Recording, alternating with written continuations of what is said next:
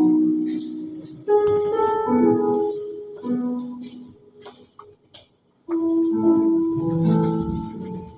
selamat pagi, saudara yang dikasihi Tuhan. Kita bersyukur ya bisa beribadah lagi. Tentu karena anugerah Tuhan. Bapak Ibu harus syukuri kita bisa datang ke gereja ya, datang ke gereja dengan tubuh yang sehat, dengan pikiran yang masih bisa mendengar, bisa menerima firman ya. Ada di belahan dunia yang lain itu dilanda perang, Bapak Ibu boro-boro bisa duduk di tempat seperti ini gitu kan ya. Mereka dikejar-kejar dan rasa was-was ya. Baik, kita akan belajar dari satu ayat ya. Matius 6 ayat 16, Bapak Ibu. Sebelum kita akan berdoa dulu, Bapak Ibu bisa bangkit berdiri, kita akan berdoa.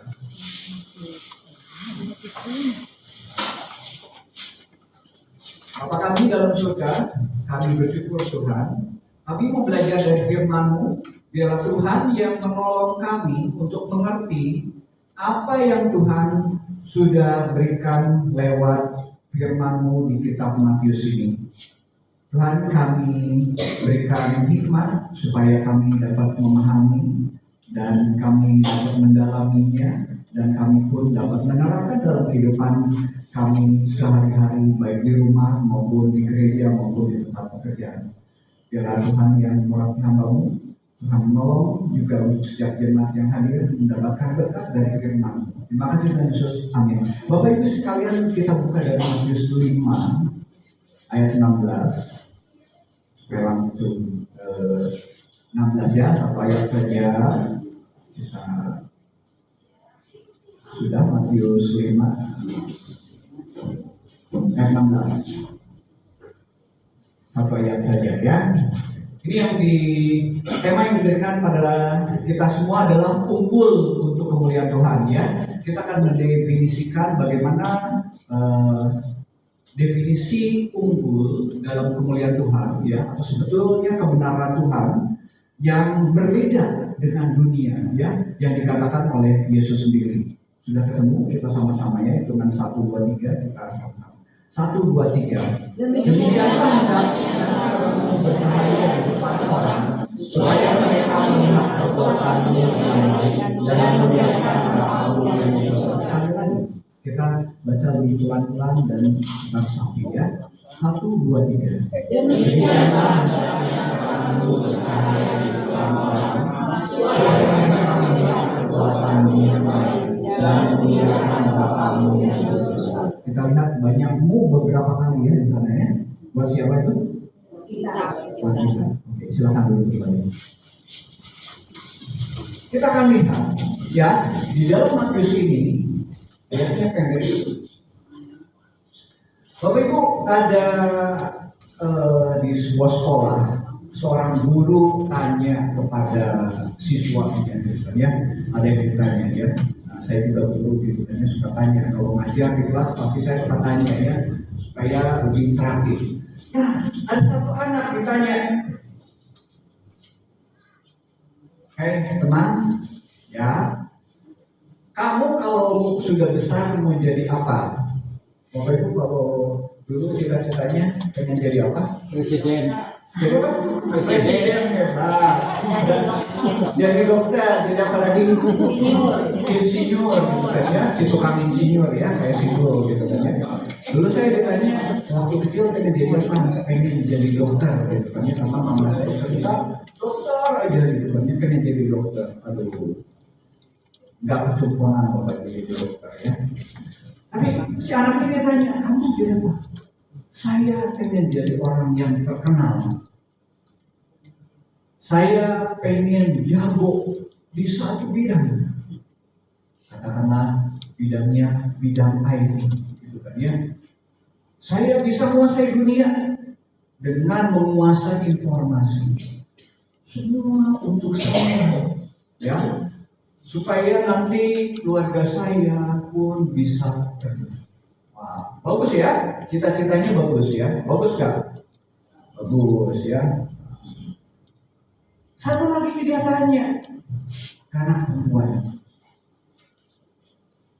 Teman, kalau kamu mau besar jadi apa? Dia merenung gitu kan ya. Apa ya? Bu, saya belum tahu besar ini mau jadi apa. Saya masih SD. Tapi selama ini Tuhan sudah menolong saya. Sepanjang hidup saya sering kali ditolong. Setiap kali saya berdoa, Tuhan selalu menjawab saya.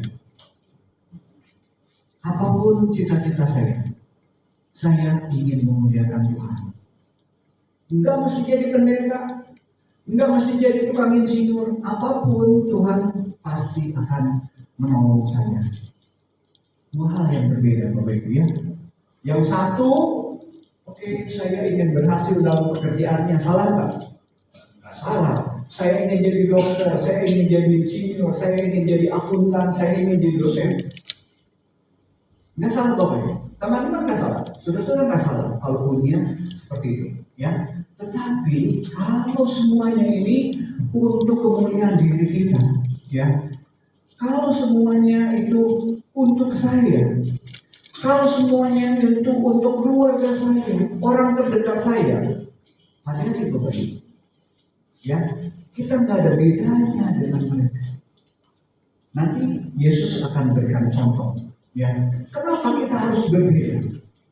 Tapi satu sisi, si anak kecil perempuan tadi bilang, yang penting saya memuliakan Tuhan. Apapun yang saya kerjakan untuk kemuliaan Tuhan. Kenapa? Karena kasih Tuhan sudah menyertai saya sepanjang hidup saya. Mau pilih yang mana? Mau dua-duanya? Atau yang cowok tadi atau yang cewek?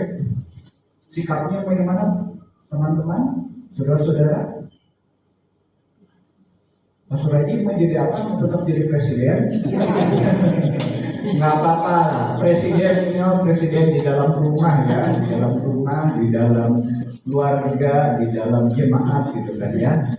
Presiden kan harus ngatur, harus manage, harus mengelola dengan baik, dengan tanggung jawab.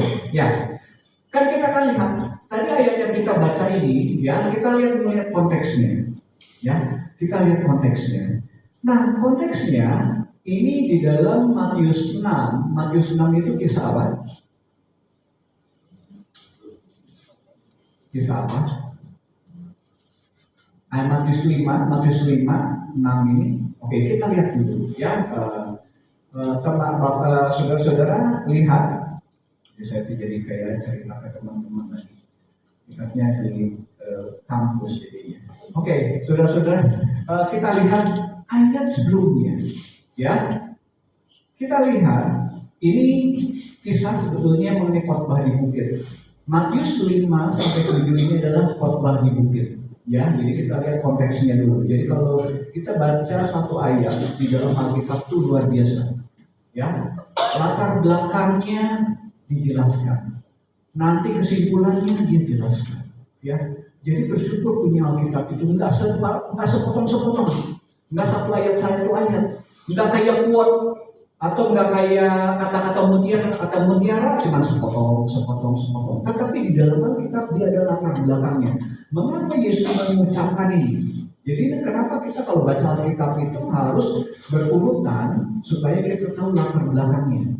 Ya, oke, kita akan belajar lihat latar belakangnya. Ini adalah peristiwa diberi judul khotbah di bukit. Ya, Matius 5 sampai 7 itu adalah khotbah di bukit. Nah, yang tadi kita baca itu kita kira di pertengahan, ya di pertengahan. Nah, kita lihat ayat 2, saya Matius 5 ya, kita lihat 5. Maka Yesus pun berbicara dan mengajar mereka. Jadi ini dalam rangka apa? Pengajaran. Pengajaran Yesus kepada murid-muridnya. Ya, berbahagialah orang yang miskin di hadapan Allah, karena mereka lah yang punya kerajaan surga. Berbahagialah orang yang berduka cita, karena mereka akan dihibur. Berbahagialah orang yang lemah lembut karena mereka memiliki bumi. Berbahagialah orang yang lapar dan haus akan kebenaran karena mereka akan dipuaskan. Berbahagialah orang yang murah hati. Berbahagialah orang suci hatinya. Berbahagialah orang yang membawa damai. Berbahagialah orang yang dianiaya oleh karena kebenaran. Berbahagialah karena kamu akan dicela dan dianiaya dan dipinahkan segala yang jahat. Bersukacitalah dan bergembiralah karena upahmu besar di surga. Sebab demikian juga telah dianiaya nabi-nabi sebelum kamu. Nah, kemudian cerita lagi ini mengenai garam dan terang dunia. Yesus mengajarkan kamu adalah garam dunia. Ya. Kemudian di ayat 14-nya kita lihat, kamu adalah terang dunia. Jadi ini konteksnya. Ketika Yesus berbicara, ya, Yesus memberikan pengajaran sebelumnya, berbahagialah, berbahagialah. Ini yang menjadi fondasi. Kita bisa memuliakan Tuhan kalau kita orang berbahagia. Apa sih orang berbahagia itu? Berbahagia yang miskin di hadapan Allah. Artinya apa? Karena kita nggak bisa ngapa-ngapain sih di hadapan Allah itu. Kita nggak bisa memberikan sesuatu yang berharga kepada Tuhan. Pemberian kita itu nggak ada apa-apanya, ya. Bahkan hidup kita pun diberikan kepada Allah tuh nggak ada apa-apanya, ya. Kita tuh miskin di hadapan Allah. Jadi ketika diundang ke gereja, kita diundang ibadah, itu sebetulnya satu kehormatan bagi kita, ya. Kita tuh nggak ada apa-apanya di hadapan Allah. Kita ini manusia berdosa, ya. Segala perbuatan kita cenderungnya berbuat dosa. Kalau tidak dibelokkan, kalau tidak ada Roh Kudus yang menuntun hidup kita hidupnya tersesat. Nggak ada orang yang bisa mengalahkan kuasa iblis. Nggak ada. Mau kita berdoa setiap hari, mau kita baca kitab setiap hari, kalau tidak ada Roh Kudus, tidak ada Roh Tuhan di dalam hati kita itu tidak ada apa-apanya. Makanya dikatakan kamu miskin, berbahagialah kamu miskin. Masalahnya seringkali orang itu merasa kaya. Masalahnya orang itu merasa saya mampu menghadap Tuhan dengan perbuatan baik saya, dengan segala macam persembahan saya. Nanti dalam hati. Makanya berbahagia orang yang miskin. Nah, itu adalah konteksnya, ya. Konteksnya. Jadi kita lihat konteksnya. Nah, kita melihat esensi atau inti dari pengajaran itu, ya, inti pengajaran itu. Posisi ayat 16 itu, ya. Saudara yang dikasih Tuhan melihat itunya, konteksnya, ya. Baik, saya akan lanjut. Nah, ada satu pergeseran, ya, mengenai kebenaran. Kenapa Yesus harus mengajar murid-muridnya? Karena selama ratusan tahun, ya, dari kitab Maleakhi ke Matius itu kira-kira ada jeda. Allah tidak berbicara itu sekitar 400-an tahun. Cukup lama. Ketika itu pengajaran nggak ada, ya. Orang yang mengandalkan perjanjian lama yang dipegang oleh ahli-ahli Taurat, ahli-ahli Farisi, mereka paham betul, ya, Taurat itu paham betul, perjanjian lama mereka paham. Namun saking pahamnya, karena mereka tidak memiliki Roh Allah, seringkali jadi legalistik, lahiriah. Mereka segala sesuatu itu harus lahiriah. Kalau kita lihat hukum-hukum di Israel itu selain 10 perintah Tuhan itu ada hukum-hukum lain, ada hukum-hukum tradisi. Bahkan hukum tradisi itu yang membuat mereka terikat, mereka menjadi tidak bebas. Pernah nggak Yesus menegur kan? Ya. Waktu Yesus menyembuhkan orang pada hari Sabat, apa yang mereka lihat? Kok orang Israel, orang Yahudi nggak ngerti? Harusnya kalau hari Sabat kan, kita nggak boleh melakukan segala hal. Sama kalau kita mau kayak si nyepi gitu kan, ya. nggak boleh melakukan segala. Ketika Yesus menyembuhkan pada hari Sabat, langsung mereka menunjuk ini menyalahi. Ini tidak sesuai dengan Taurat dan harus dihukum. Orang kalau yang melanggar hari Sabat itu harus dihukum. Hukumannya rajam, berat, ya, hukuman mati. Tapi Yesus melakukan itu karena Yesus punya satu paradigma itu cara berpikir gitu kan ya. Cara berpikir yang harus diperbaiki. Orang-orang ini kasihan. Makanya Yesus mengajar ajaran-ajarannya. Jemaat, kalau kita kurang hikmat, kita bisa belajar dari khotbah di bukit ini. Ya, khotbah di bukit ini luar biasa yang diberikan pada Tuhan. Karena pola pikir kita yang lama, mungkin kebiasaan kita, adat istiadat kita ketika jadi Kristen pun banyak adat istiadat yang nempel di dalam hidup kita, di dalam sikap hidup kita. Mungkin dalam kelakuan kita. Harus diubahkan. Yesus ingin mengubahkan, ya. Nah, jadi ketaatan itu betul bagus, tapi bukan lahiriah, harus batiniah. Siapa yang menyembah Allah di dalam roh dan kebenaran, bukan siapa yang menyembah harus di tempat ini, di gunung ini, kita harus menghadap sana, menghadap sini. Yesus tidak mengajarkan seperti itu. Kita harus menyembah di Holy Land, tanah suci. Yesus tidak mengajarkan itu. Kebenaran itu harus timbul dari hati. Dan Yesus ingin memperbaiki hati kita supaya bisa menjadi kemuliaannya. Jadi satu perubahan, ya, ubah harus hati dulu. Teman-teman, Bapak Ibu, ya, saudara-saudara, kalau ingin dipakai oleh Tuhan, harus diubah dulu hatinya. Kalau hatinya nggak diubah, nggak bisa. Kita mungkin hanya lahiriah saja. Ini sama seperti ahli Taurat dan Farisi, ya. Nah, kita akan lihat ayat ini, ya. Kita akan bedah ayat ini, ya. Kita bedah.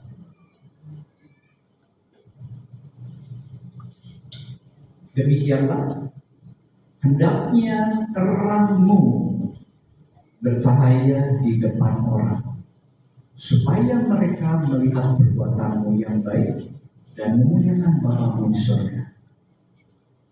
Ada satu kata, ya, demikianlah, berarti itu nyambung dengan sebelumnya. Demikianlah yang tadi saya jelaskan konteksnya, ya. Yesus pada situasinya sedang mengajar, ya, mengajar kepada murid-muridnya. Berbahagialah orang yang miskin di hadapan Allah, karena mereka akan mendapatkan kerajaan surga. Ya, apalagi berbahagia disebutkan. Demikianlah. Nah, kemudian dijelaskan juga kamu adalah garam dunia dan terang dunia. Ya, nah ini nyambungnya lebih dekat ke situ. Ya, demikianlah hendaknya terangmu bercahaya di depan orang. Ya. Kita akan lihat satu persatu. Kita bedah, ya. Nah, demikianlah hendaknya terangmu bercahaya. Terang siapa? Terang kita. Ya. Terang kita. Gambar ini seperti apa, ya? Ada orang yang gambar bukan seperti bulan. Kalau bulan itu nggak bercahaya, ya? Bulan bercahaya nggak? Bulan bercahaya nggak? Bulan nggak bercahaya. Cahayanya dari mana? Pantulan dari matahari, ya. Pantulan dari matahari. Ketika kita lihat bulan malam hari, biasanya, ya, kelihatan dia bersinar. Itu bukan berarti bulannya bersinar, tetapi dia memantulkan sinar dari matahari, kemudian pantul, baru kita bisa lihat, gitu, ya. Nah, bukan seperti itu. Terang yang mungkin dimaksud ini mirip seperti pelita. Pelita, ya, cempor lah kalau dulu, ya, cempor, atau kita mungkin yang sekarang cempor udah jarang lihat lah, lilin lah, ya, lilin. Terang itu seperti itu. Hendaklah terangmu bercahaya di depan orang. Kita ini adalah terang, ya.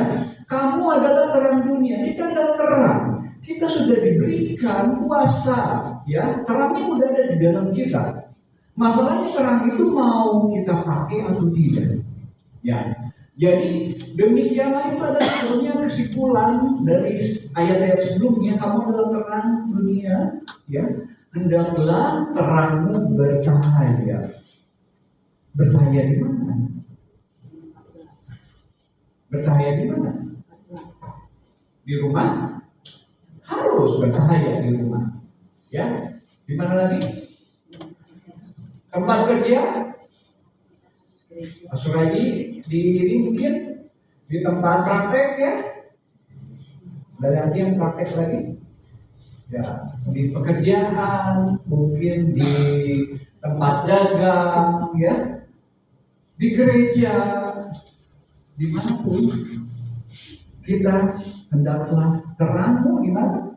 Bercahaya. Maksudnya apa sih? Maksudnya ini adalah perintah yang aktif, bukan berarti kita pasif. Hendaklah, hendaknya, demikian hendaknya. Jadi ini sebetulnya satu perintah aktif.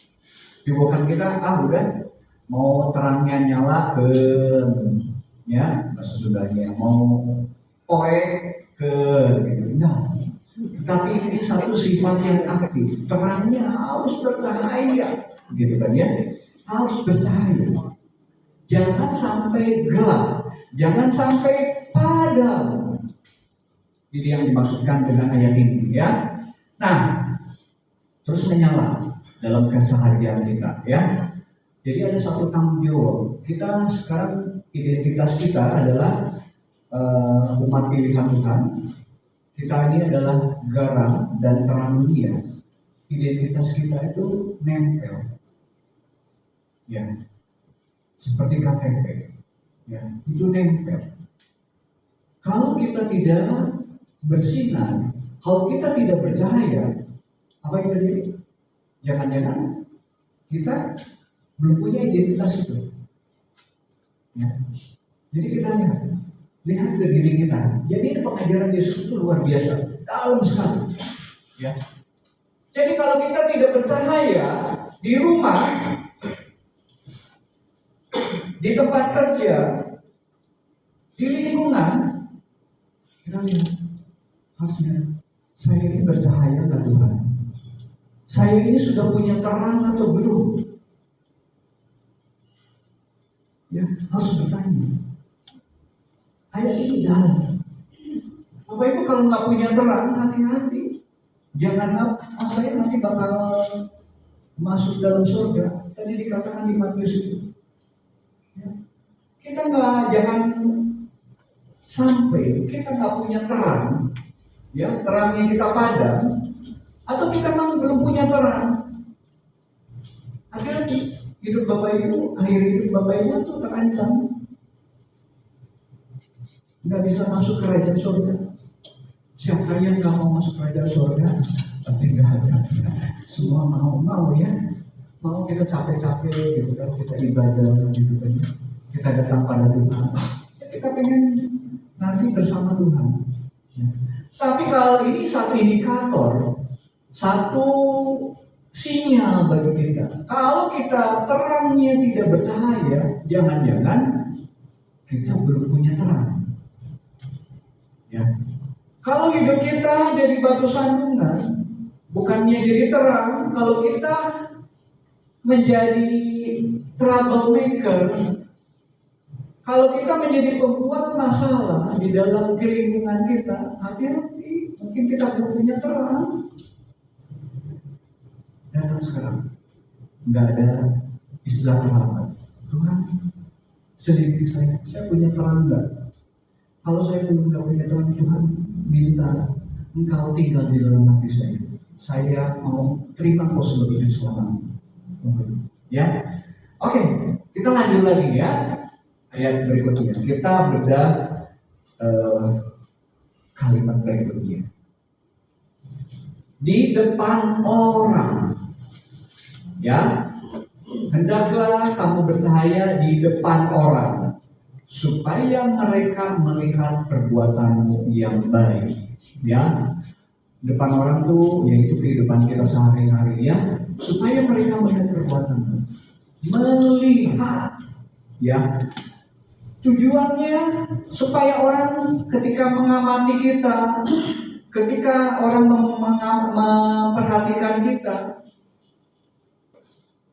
ada hal yang luar biasa yang membuat berbeda. Ya, berbeda, bukan seperti orang Farisi, bukan seperti orang ahli Taurat, pakai jubah, pakai baju keagamaan putih bersih. Nah, ini orang suci. Belum tentu. Ya, yang pakai jubah-jubah, pakai itu ya belum tentu. Ya. Harus lihat hatinya. Jangan lihat pakaiannya, lihat hatinya. Ya, lihat hatinya. Nah, ini yang dikatakan supaya mereka melihat apa perbuatanmu yang baik. Ya. Saya berikan contoh ya. Ini kisah saya lah ya. Saya kan di kuliah itu di angkatan tuh ada 7 berapa ya? 9 orang. Ya. Kita punya target sama-sama. Yuk kita lulus sama-sama, ya. Lulus sama-sama. Pengen 3 tahun lulusnya ya. Ya kita ada grup. Ya saling menyemangati, ya saling menyemangati. Saya kalau punya tips-tips ya atau apa, saya nggak punya siapapun. Yuk kita sama-sama, kita tanya, udah masukin paper tuh, udah bikin paper tuh. Nah, misalnya saya sudah, gitu kan ya, kita coba nih ada tipsnya ini gitu kan, saya share di grup, ya. Saya nggak melihat mereka saingan. Walaupun teman saya, yuk kita bareng-bareng. Ya, kalau mereka nilainya lebih bagus ya, syukurlah gitu kan. Saya nggak iri. Saya mau belajar. Kenapa? Karena Tuhan sudah tolong saya. Ketika kita dapat pertolongan Tuhan, saya bagikan lagi. Ya, saya dapat tips ini gitu kan ya. Nah, jadi nanti yang teman yang lain juga saling menyemangati. Ya, kadang-kadang kuliah tuh ya kuliahnya kan banyak di rumah gitu kan ya, karena banyak penelitian. Jarang ke kampus itu dulu hanya tahun pertama aja, tahun kedua jarang ketemu gitu kan ya, lewat. Tetapi saling menyemangati ya. Nah di gereja pun bisa dilakukan seperti itu ya. Apa yang menjadi yang kita bisa lakukan, semangati. Mungkin ada teman-teman yang mengalami masalah, mungkin ada saudara-saudara kita ada jemaat yang katakanlah lagi bimbang, lagi ngalamin masalah.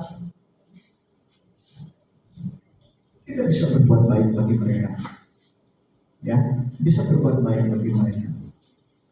Oh saya punya dia, ada jamu, ya saya mau bawa jamu. Iya, ayam kolak, saya mau kolak gitu kan ya. Nah bujuk orang tuh ya, sering kan. Saya punya makanan, wah dibawa tuh buah-buahan sini ya. Nah, ketika itu memberikan semangat. Ya. Kita melihat perbuatan baik. Namun perbuatan baik itu untuk siapa? Kita lihat berikutnya ya. Jadi perbuatan baik itu, melihat perbuatan baik bukan supaya kita diagungkan, supaya kita dimuliakan seperti tadi anak kecil cowok tadi, oh supaya saya hebat, terlihat hebat. Jangan. Ya. Ketika kita lebih daripada orang lain, kita jangan sombong. Ketika kita unggul dalam satu hal, kita nggak boleh sombong. Itu karena Tuhan yang menolong. Ya. Itu adalah pertolongan Tuhan. Ya. Kita bisa bagikan, ya. Oke, dan memuliakan Bapamu di sorga, ya. Memuliakan Bapamu di sorga. Kenapa harus memuliakan Bapamu di sorga? Supaya orang nggak saling iri. Kalau kita, wah ini ngomongnya agul gitu ya, bahasa Sundana agulnya, agul kurang itu kayak Sundana kan? Agul congcok gitu ya, agul kurang gitu. bahasa Sunda ya, Bapak ya. Ini saya pakai bahasa Sunda saja. Agul itu sombong ya, sombong membanggakan diri ya. Agul ku payung butut ya, ada istilahnya agul ku payung butut. Payung butut tuh sombong dengan payung, tahu ya, payung butut itu jelek ya. Agul ku payung butut. Nah, jangan seperti itu ya. Katakan Tuhan Yesus katakan memuliakan Bapa di surga, supaya kita kembali lagi ketika kita unggul bahwa itu adalah pertolongan Tuhan ya. Saya pun bisa sekolah itu bukan karena kekuatan saya ya. Saya mau sekolah sebetulnya udah males karena udah usianya udah setengah abad lebih gitu kan ya, udah senior lah. Jadi di TP itu paling tua gitu kan ya, paling tua. Pas angkatan saya itu paling tua ya, tapi saya bangga Tuhan sudah menolong saya, Tuhan yang memberikan kekuatan ya. Kaleb Yosua pun di usia 85 dia masih bisa memimpin ya. Saya pengen seperti Yosua dan Kaleb karena pertolongan Tuhan, karena kasih Tuhan yang sudah menolong. Bapak Ibu bisa juga ya, teman-teman bisa sebut juga ya, bisa juga Bapak ini. Kenapa? Karena Roh Kudusnya sama ya. Dikatakan memuliakan Bapamu di surga, ini adalah sebuah relasi kasih ya. Jadi ketika kita bercahaya, kita ini ada hubungan dengan Bapa. Oh, Tuhan yang sudah menolong saya ingin bagikan berkat bagi orang lain. Saya punya kelebihan, Tuhan saya ingin bagikan supaya orang juga mendapatkan berkat ya. Ketika kita punya sesuatu yang lebih dari orang lain, supaya kita bisa memberkati orang lain ya. Gambar apa ini? Kelihatan nggak dari belakang? Yang atas ini gambar apa? Pohon ya. Akar kan kita nggak pernah lihat gitu kan ya. Kadang-kadang ada sih kalau tanaman tertentu. Saya punya pohon jambu, akarnya pada keluar gitu kan, karena tanahnya keras, jadi dia agak timbul ke atas gitu kan ya. Nah, tapi kebanyakan akar kita nggak bisa lihat ya. Akar nggak bisa lihat. Jadi yang paling bisa kita lihat adalah batang-batang ke atas ya, dan carang-carangnya, daun-daunnya, juga buahnya. Betul? Ya, akar kadang di bawah ya, nggak bisa kelihatan. Nah, ayat yang tadi dikatakan, hendaklah terangmu bercahaya di depan orang supaya orang melihat ya, supaya Bapamu dipermuliakan. Ini mungkin yang orang lihat itu adalah buah-buahnya ya, buah-buahnya. Ini adalah tindakan nyata ya yang tadi kita lihat ini. Tetapi ini tidak bisa begitu saja berbuah, berbunga ya, ataupun tumbuh kalau tidak ada akar. Ya, jadi kalau tidak ada akar yang menopang, ini tidak bisa tumbuh dengan baik, tidak bisa berbuah dengan baik. Kuncinya adalah akar. Seringkali kita lupa akarnya. Ya, akarnya tidak dirawat ya. Jadi pohonnya nggak bisa bertumbuh dengan baik. Apa yang dimaksud dengan ini? Yesus ingin mengajarkan ya, makanya diawali tadi, berbahagialah orang yang suci hatinya, orang yang membawa damai ya, karena dia akan melihat Allah. Jadi kalau kita ingin bercahaya, kalau kita belum lahir baru, belum diubahkan hatinya oleh Tuhan, nggak bisa bercahaya seperti itu, nggak bisa berbuah. Kalau hidup kita hanya mengandalkan ya, akar menyerap apa? Sari makanan kan? Ya. Sari makanan kan, sari makanannya yang ada di dalam tanah. Tetapi kalau ada racun masuk ke sini, mati loh. Ya. Ada virus yang menyerang ini, mati. Saya punya pohon pisang, udah berbuah, tinggal nunggu 1-2 bulan. Kayaknya karena virus. Pisangnya jadi hitam. Pohonnya mati semua. Pisangnya nggak bisa kemakan. Ketika saya buka, oh ini lumayan nih kayaknya udah setengah gitu kan ya. Saya potong, begitu dipotong dalamnya pisangnya hitam semua, udah pakai buang aja, kubur aja. Seringkali apa yang masuk ke dalam hati kita bukan berasal dari firman. Kenapa kita perlu belajar firman? Kenapa kita perlu PA? Kenapa kita perlu baca Alkitab? Supaya kita dapat nutrisi yang luar biasa. Ya, jadi kita bisa bercahaya. Jadi kalau kita tidak percaya, oke, Tuhan saya sudah punya terang, tapi terang saya nggak bercahaya. Jangan-jangan masalahnya adalah dari akal. Apa yang kita baca? Apa yang kita pelajari? Apa yang masuk ke dalam pikiran kita? Apa? Ya tanya kita. Berapa banyak kita scrolling? Nah, ini sekarang ada istilahnya doom scrolling ya. Anak-anak remaja tuh doom scrolling ya. Doom scrolling itu scroll aja terus tanpa ada tujuan, yang penting lihat dari hiburan, Insta, lihat TikTok, lihat Facebook, segala macam lihat itu kan ya. Doom scrolling ya. Kalau suruh baca ayat, ya semoga enggak ya di sini ya. Rajin-rajin semua ya, asbahnya ya, asbah sama apa? Baca. Sama kebacanya rajin-rajin. Ya puji Tuhan ya. Jadi kalau yang masuk ke sini akarnya baik hasilnya. Tapi kalau yang masuk ke akarnya adalah racun, virus, kuman, nggak bisa baca. Ini gambarannya, Bapak Ibu. Ingat gambar ini, ya. Ingat gambar ini. Itu hidup kehidupan kita. Kalau kita pengen menjadi garam, menjadi terang, kalau kita akarnya nggak baik, nggak bisa kita jadi terang, nggak bisa jadi garam. Kita lihat pengajaran Yesus sendiri, luar biasa, ya. Oke, kita lanjut lagi, sedikit lagi ya. Ini konsekuensinya yang tadi saya gambarkan ya. Jadi kita ini adalah garam, ya. Garam kita ini adalah terang ya. Tidak ada orang yang menyalakan pelita lalu simpan di bawah gantang, ya.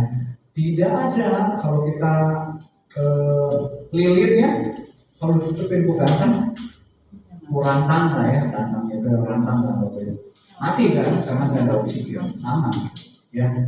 Jadi harus terang itu ada, ya, supaya tetap bercahaya.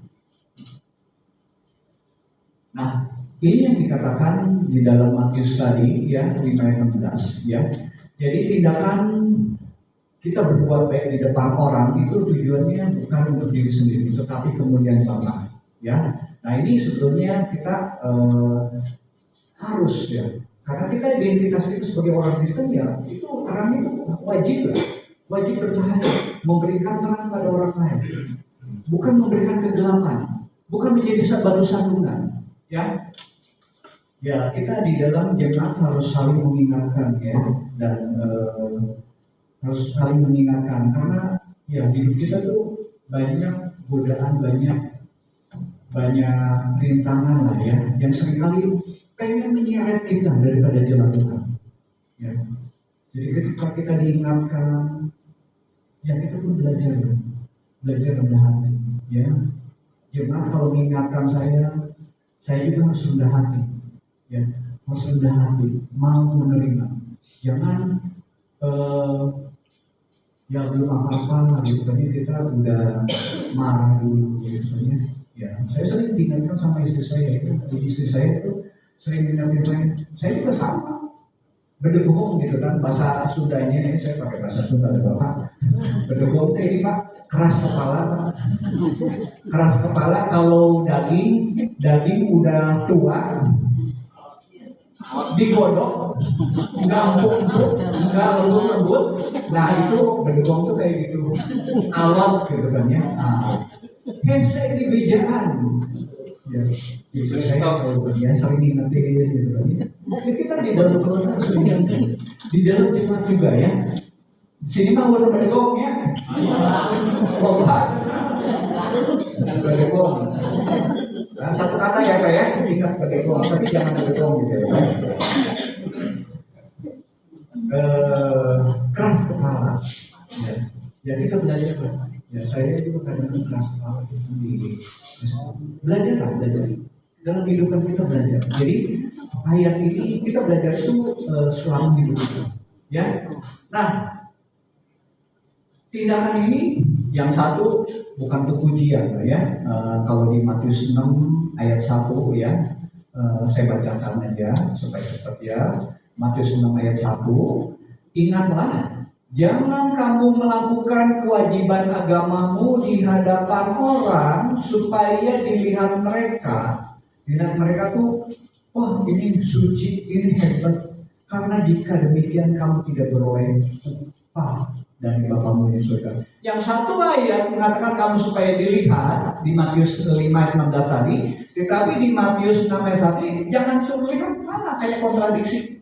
Ya, maksudnya gini, yang satu bercahaya ya itu seperti dilihat, kita wajar kan sebagai orang Kristen, konsekuensi sebagai orang Kristen itu dilihat, bukan kita menyombongkan diri. Ya kalau kita bisa berbuat baik. Ada seorang yang tolong, kita tolong. Pasti orang akan melihat gitu, ya. Tapi ketika kita melakukan perbuatan baik itu bukan untuk kepentingan diri sendiri, maksud ayat ini itu, ya. Sepertinya kontradiksi, satu suruh dilihat, satu jangan dulu dilihat gitu kan ya. Enggak maksudnya gitu ya, firman Tuhan ini. Ini kisahnya dalam memberi sedekah ya. Seringkali kan hubungan dengan uang itu sensitif sekali. Baik, kita akan lihat lagi, ya. Nah ini wujud terang ya, tadi saya jelaskan ya. Jadi kita bisa introspeksi, kita sudah berdamai belum? Kita sudah menyelesaikan konflik belum? Kita sudah proaktif belum? Ya, tanpa ada kepahitan ya. Kita sudah bicara jujur belum? Ya, ini ayat-ayat tadi di Matius 5 tadi ya, ayat 37. Kemudian menjaga kemurnian, jaga kemurnian. Ketika kita melakukan segala sesuatu, mau dilihat orang tanpa dilihat orang pun, saya akan melakukan dengan baik. Saya lakukan dengan baik. Ya. Saya kerjakan dengan penuh tanggung jawab. Ya. Kemudian mengasihi musuh juga ya, nggak boleh dendam. Saya itu ada orang yang bikin pika sebelah ya. Itu bikin pika sebelah itu yang tetangga ruko kan, itu ruko bocor kan ke gereja, ke gedung KKP kan. Itu saya udah ngasih tahu itu dari bulan Februari. Iya Pak, yang bocor, dari bocornya kecil cuman sejengkal, sekarang bocornya 1 blok, 2 blok. Nah kira-kira segini lah.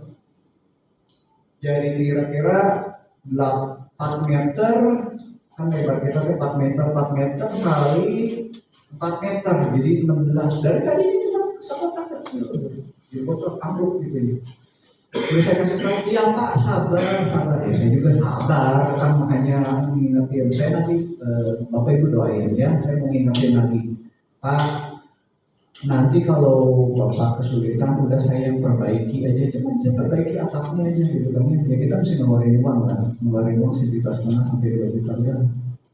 Sampai sekarang masih belum perbaiki, padahal itu bos besar. Ya, saya lihat itu di perusahaannya itu dia perusahaan di tambang. Ya, cuma saya nggak mau ikut lah,